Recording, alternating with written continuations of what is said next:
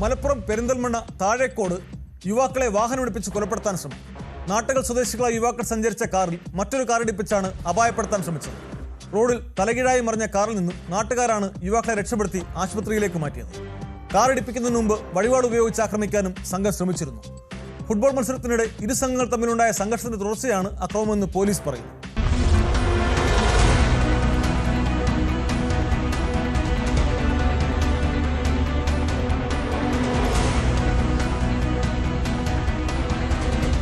ഗുരുതരമായി പരിക്കേറ്റ നാട്ടുകൾ സ്വദേശികളായ മുഹമ്മദ് ഇർഫാൻ, മുഹമ്മദ് ഷമീൽ, സൽമാനുൽ ഫാരിസ് എന്നിവരാണ് പെരിന്തൽമണ്ണയിലെ സ്വകാര്യ ആശുപത്രിയിൽ ചികിത്സയിലുള്ളത്. പെരിന്തൽമണ്ണ താഴേക്കോട് വെച്ചാണ് ഇവർ സഞ്ചരിച്ച കാറിൽ മറ്റൊരു കാർ ഇടിപ്പിച്ചത്. തലകീഴായി മറിഞ്ഞ കാറിൽ നിന്നും നാട്ടുകാരാണ് യുവാക്കളെ രക്ഷപ്പെടുത്തി ആശുപത്രിയിലെത്തിച്ചത്. അപകടമുണ്ടാകുന്നതിന് മുൻപ് പ്രതികൾ വടിവാൾ ഉപയോഗിച്ച് കാറിലുണ്ടായിരുന്ന യുവാക്കളെ കൊലപ്പെടുത്താൻ ശ്രമിച്ചിരുന്നതായി പോലീസ് പറഞ്ഞു.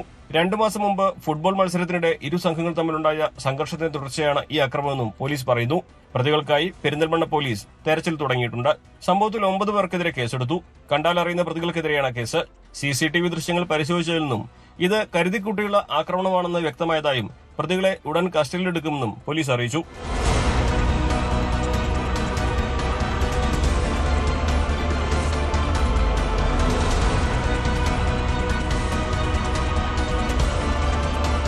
ന്യൂസ് 18 മലപ്പുറം.